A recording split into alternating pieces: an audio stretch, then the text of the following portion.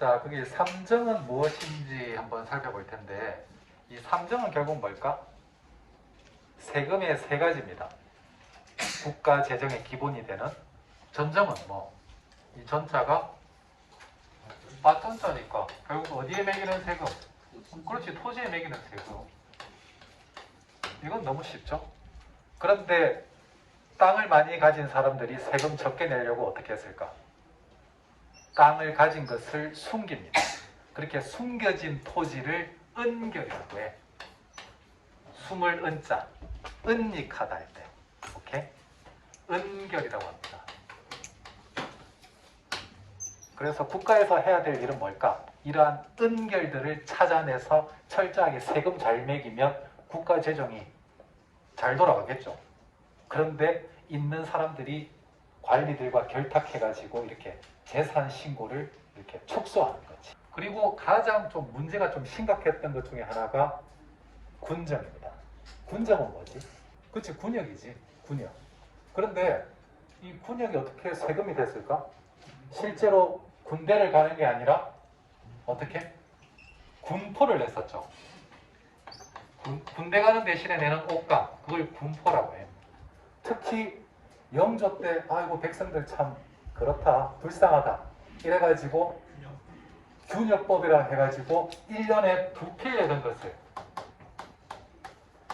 몇 필로? 50% DC를 해줍니다. 한 필만 내라. 나머지는 알아서 한번 해볼게. 그게 그 균역법입니다.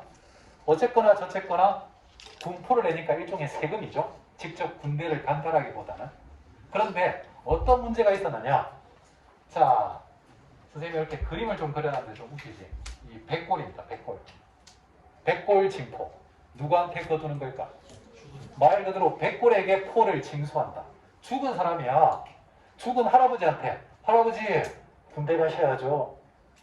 포 내세요. 이 완전히 뭐 백골이 완전히 뭐 토하겠죠. 오케이? 그리고 황구첨정은 3살짜리야. 이제 막 어린이집 갔다 와가지고 사탕 빨고 있는데, 아이고 이 친구 이거 장군감이네. 야 너 군포 내라. 애도 이제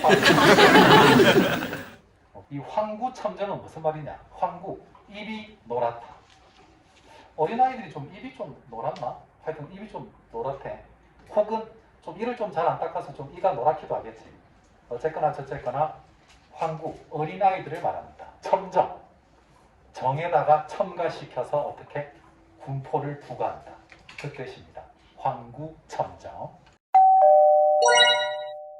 인증은 뭘까? 자, 우리 집이 여기 있어요. 1901호야. 실제로 1901호 있는 거 아니야? 1901호인데 이 옆집은 1902호지. 이 옆집 아저씨가 너무 힘들어가지고 밤에 가족들 데리고 야간 도주를 했습니다.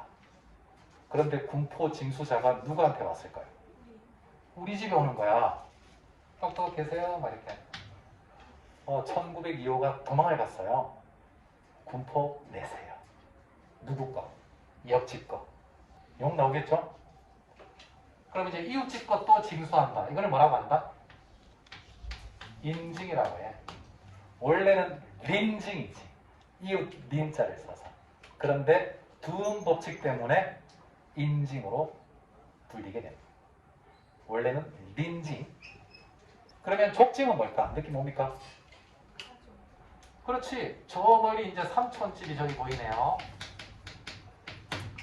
자, 삼촌이 너무 힘들어가지고 밤에 야반 도주를 했습니다. 이제 누구한테 거들어왔을까?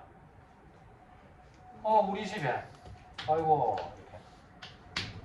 누구누구 형님 되시죠? 당신 동생이 도망을 갔어요. 군포 내세요. 이걸 뭐라고 한다? 친족, 가족한테 징수한다고 해서 이거를 족징이라고 합니다. 족징. 친족, 가족. 그러면 봐봐. 우리 아빠 같은 경우는 어떤 부담을 가지고 있을까? 할아버지 돌아가셨어. 좀 어린애도 있어.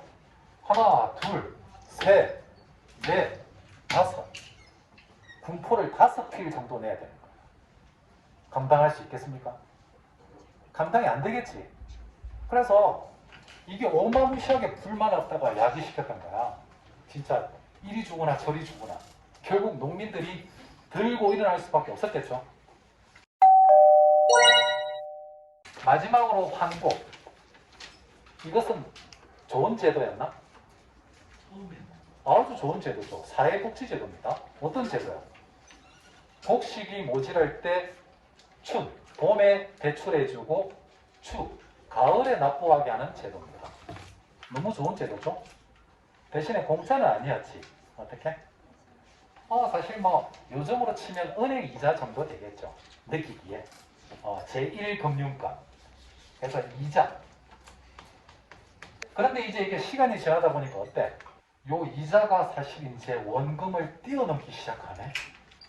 완전히 이자가 이제 세금화 돼버리는 거야. 처음에는 은행 이자 느낌이었는데 갈수록 러시아 되는 거예요. 거기다가 좀 더 심해지면 어떻게? 완전히 사채까지. 맞습니까? 이것을 누가 운영한다? 관공서에서 운영하는 거야. 그러면 이자가 너무 부담되니까 빌리려고 할까? 안 빌리려고 할까? 안 빌리려고 하겠지. 저 됐어요 하는데 억지로 빌려줍니다. 그래서 못 갚으면 고을 수령은 빠지고 깍두기 아저씨들이 출동하는 거야. 그래가지고 어떻게든 받아내겠죠. 아니면 내가 빌린 적도 없는데 장부에 적혀 있어. 그래서 또 강제로 징수합니다. 환국의 폐단. 아주 어마무시했겠죠. 그래서 결국 이 삼정이 제대로 운영되지 않으니까 결국 백성들은 엄청 불만을 가졌겠죠. 갈수록 살기는 힘들어지고. 그래서 1862년에 그 유명한 진주 농민봉기를 시작으로 해서 임술 농민봉기가 전국적으로 확대되고 있는 거예요. 알겠습니까? 이 삼정의 문란. 반드시 기억해야 되겠죠? 그러면 나중에 1863년에 누가 왕이 되죠? 근현대사의 시작. 고종이 왕이 되는데 그때 나이가 불과 12살. 그래서 이 고종의 아버지인 이항 흥선대원군이 이제 권력을 잡으면서 어떻게 해야 되는 거야? 이 삼정의 문란을 바로 잡아 나가야 되는 거지. 그래서 그 개혁 중에 대표적인 게 바로 뭘까, 얘들아? 특히 군이요. 그렇지. 양반 너희는 뭔데 왜 군포 안 내냐? 양반 너희도 군포 내라. 집집마다 포를 내라. 호포제가 실시다. 그것 또한 상당히 엄청난 개혁이었어. 맞습니까? 사실 영조도 양반들한테 군포 거두고 싶었지만 반발이 워낙 심하니까 일반 백성들의 부담을 좀 낮춰줬잖아. 그런데 흥선대원군은 양반들에게까지 군포를 징수합니다. 이거 사실 쉽지 않습니다. 그 기득권을 깨부수는 거. 그리고 황곡제도에 대한 개혁으로 혹시 알고 있는 사람 있니?